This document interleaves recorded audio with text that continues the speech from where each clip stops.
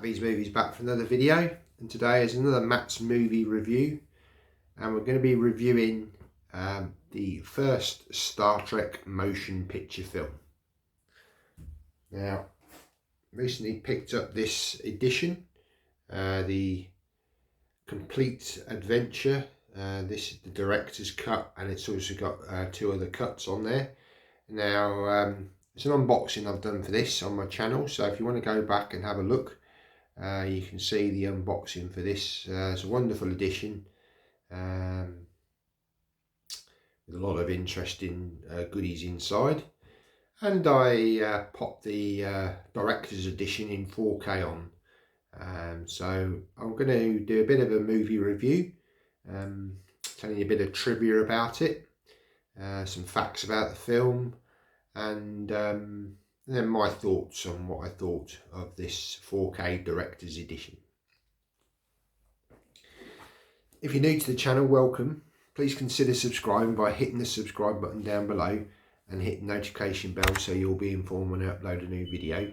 Welcome back to existing subscribers. Hope you're all doing well, keeping safe. Please leave a comment on the video. It's great to have comments, and try to reply to comments as and when I can. Please give the video a thumbs up. That really does help out the channel, and really do appreciate it. You can also find me on Instagram. I'm over there and I post pictures every now and again. So, yeah. Right, so let's get on with the review today of Star Trek the Motion Picture. Star Trek the Motion Picture came out in 1979, and in the UK it was certificate PG. It ran for 2 hours and 16 minutes. Brief summary of the film. The Federation calls on Admiral James T. Kirk and the crew of the Starship Enterprise to contain an immense nimbus object on a crash course with Earth. After investigating, the crew discovers that the alien cloud harbours artificial intelligence with an ominous primary directive. Crisis strikes when a probe dispatched by the energy cloud attacks the crew, abducting navigator Lieutenant Ilea. An android lookalike containing her memories shows up soon after. The release date was the 19th of August 2022 in the UK for the director's edition. This was directed by Robert Wise, and it had a budget of $44 million US. Music was composed by Jerry Goldsmith and Fred Steiner, and the box office was $139 million US. Cast included William Shatner as Admiral James T. Kirk, Leonard Nimoy as Spock, DeForest Kelley as Leonard McCoy, Nichelle Nicholas as Uhura, Perseus Kambata as Lieutenant Ilea, James Doonan as Scotty, Walter Koenig as Pavel Chekhov, George Takei as Hikaru Sulu, Marshall Barrett as Christine Chappell, Stephen Collins as William Decker, and Grace Lee Whitney as Janice Rand. On to some trivia about the film. William Shatner, who saw the completed film for the first time at the world premiere, was struck by the overall sluggishness of this film and was convinced that the Star Trek franchise died there and then.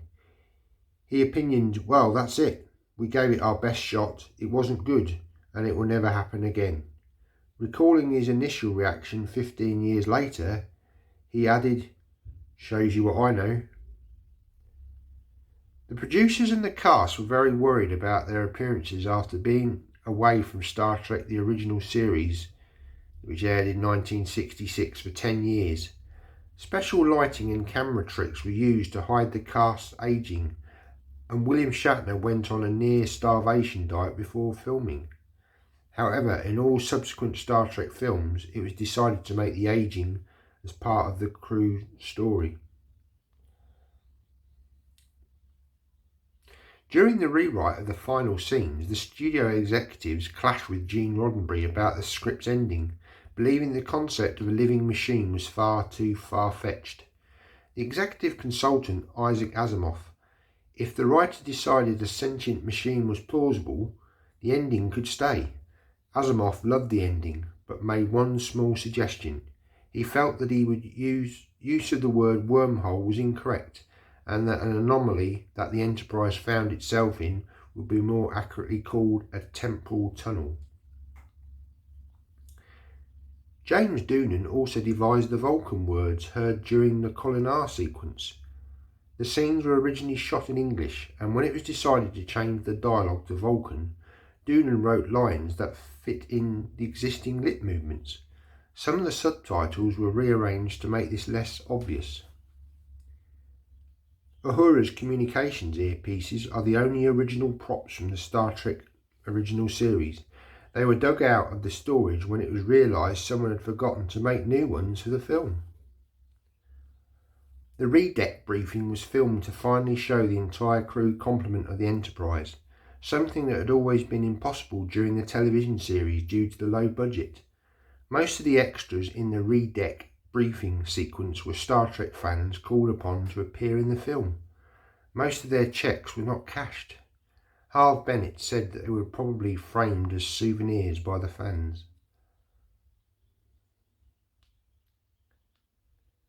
Leonard Nimoy agreed to appear in this film only after Paramount Studios agreed to a settlement of his lawsuit against them for allowing his television series likeness to be used by adverts without his consent or paying royalties. The lawsuit began after Nimoy and his wife had attended a stage play in London starring Henry Fonda. Afterwards, Nimoy was puzzled when Fonda told him that he hoped that Nimoy received a lot of money for all those ads.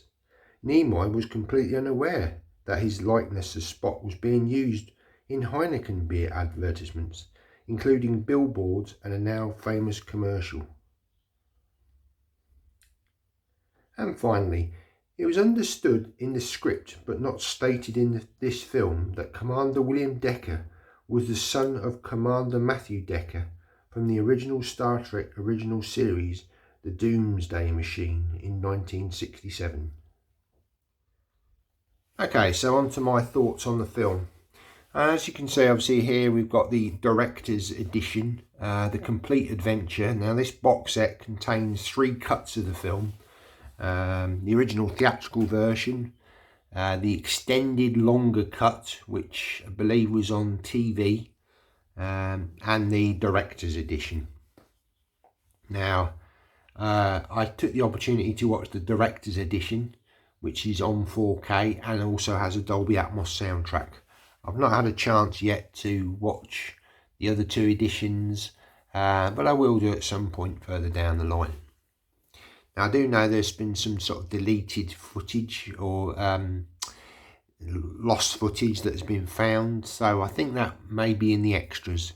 So I need to check those extras out, and there's a wealth of extras on this set, which yeah, I'm going to need to dive into at some point.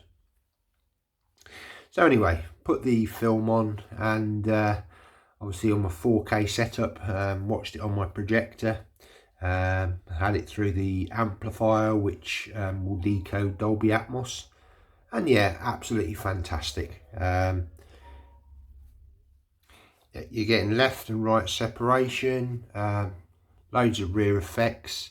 I didn't really notice that much overhead stuff, but there were scenes towards the end of the film where these sort of projectile sort of plasma things shoot out from the Vija ship, and you do hear those whiz past from the sides. It's fantastic. So yeah, wonderful Dolby Atmos mix on this one. Go on to the sound, the picture quality, and yeah, it's fantastic.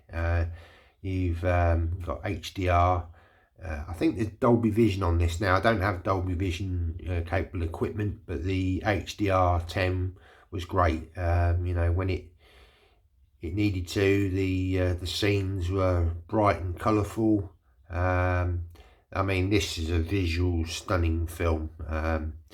You know, the scenes when they're sort of entering the Vija cloud, and you know, it's amazing, the work that went into the film. Now I know for a lot of people this is probably one of the weaker Star Trek films. There's probably not a lot of action, shall we say. It's more of a sort of a thinking man's adventure. Highly regarded by Gene Roddenberry. I think this was really Star Trek that he would really wanted to promote. Sort of the adventure, the sort of discovery of something, you know, otherworldly. Yeah, very, very different to the second film, Wrath of Khan, which is almost, you know, the complete opposite, very action-packed, very character-driven. And that's not to say that this isn't character-driven. You know, this, obviously the returning cast from the original series, you know, they're all very strong characters. And you've also got the new characters of William Decker and Lieutenant Ilea, and they're both very strong characters that come across in the film. But largely it's a film about, as I say, discovery, personal discovery for crew members, and also the discovery of a sort of a new life form, I suppose. You know, and some of the effects are mind-blowing. You can see this sort of influence at the time. Obviously this was on the back of Star Wars, and also 2001 Space Odyssey. There's a lot of, you can see a lot of sort of influences here, you know, drawing from that time frame of the late 60s and 70s. But yeah, it's an absolute visual treat, this one, you know, perfect for a 4K transfer. Some wonderful images, and yeah, I thoroughly enjoy watching this. I think for most people probably the director's cut is probably the preferred version. I think the other cuts, the theatrical, I don't think that has an Atmos soundtrack. I think it's got a standard, either a 5.1 or a 7.1 mix. I'm not 100% sure. And I believe the extended longer cut has only got a like a stereo cut on it, which I think was trying to represent what was shown on the TV at the time. But yeah, I'd be interested to, you know, delve into the features, the special features, and see what these extra footage they found. Because yeah, I'm interested to see, you know, what that is. And something else I noticed, there were certain audio effects, sort of like sort of sound effects within the film, like the intruder alert. That was again redone, changed from what I remember from the theatrical cut way back when, you know, this came out on DVD. And yeah, quite a distinctive different sound. It really sort of struck me, and I thought, oh yeah, I don't remember it being like that. But this film again, they've gone back in, and there's certain scenes of San Francisco on planet Earth which they've changed to make it look more like a city. You know, there's various visual shots of the academy when the shuttle's coming in with Kirk. You know, it looks fantastic. They've really done a really good job. And also the sort of the V'Ger, the actual spacecraft, towards the end of the film you actually see the exterior of it, which you never actually did see in the original film. You only ever saw the cloud formation around it, and them actually going into the center of that cloud and finding the Voyager probe. So yeah, it was nice that they'd sort of taken the time to actually create this sort of exterior shot of the V'Ger craft. It obviously, you know, had been created by the machine world, so it's wonderful to see that sort of as it was approaching planet Earth. So would I recommend this film on 4K? Yep, 100%. It's a fantastic upgrade. Say colours are fantastic. You know, it's a visual fest, this film. Wonderful. The HDR kicks in when it needs to. You know, the planet, the scene at the start with Spock on Vulcan, that looks far more sort of mysterious, and just through the colour tones, it just looks, you know, wonderful. Yeah, I mean, you know, there's a level of grain in this, but it was shot on film back in the day, so you'd expect to see that, but it's not overbearing. It's just, yeah, I'd highly recommend you pick this up on 4K. Now, I think you can pick it up on the standard Amaray version, which I think has just got 2 cuts of the film in, probably the theatrical and the director's edition. So if you're not bothered about the extended longer cut, I don't think that's on the standard Amaray, but I may be wrong. But yeah, if you want the full experience with all the special features and everything, this is a 5-disc set on here. And I'll just quickly flip it around. I have shown this before, but you can pause and read. You're getting 5 discs with this set, with the newly discovered deleted scenes and footage. Whereas I think with the standard Amaray, you're getting 3 discs, so you're not getting quite as much sort of extras, shall we say, with that. And obviously all of this sort of bump, you're not getting that with that. But yeah, if you're a big Star Trek fan, then I would definitely recommend this is the way to go. Although I would say it is a little overpriced, in my opinion. I don't think the price of £60 is really warranted here. I would say it's more likely about a £40 price point on this one myself. I think that's really where it should sit, but so maybe wait for a sale on this one if you're really into Star Trek, or if you just you know, not fussed about this set, you know, just pick up the standard Amaray, which I believe's, I think, about £25 at the moment. I mean, obviously that's going to come down. You know, you could probably be able to pick it up second hand shortly for, you know, somewhat less. That was just my thoughts on the film, and sort of telling you a bit about the, you know, the director's edition in this wonderful set. Yeah, I thoroughly enjoyed rewatching this one, and so I got 2 other cuts of the film that I can revisit at some point, and a wealth of special features which I intend to jump into and sort of enjoy. So yeah, really enjoyed this film, and I'd highly recommend, you know, sort of checking out again if you haven't. I mean, if it's a first time watch, you know, yeah, I'd highly recommend it. Anyway, thanks very much for watching the video, guys.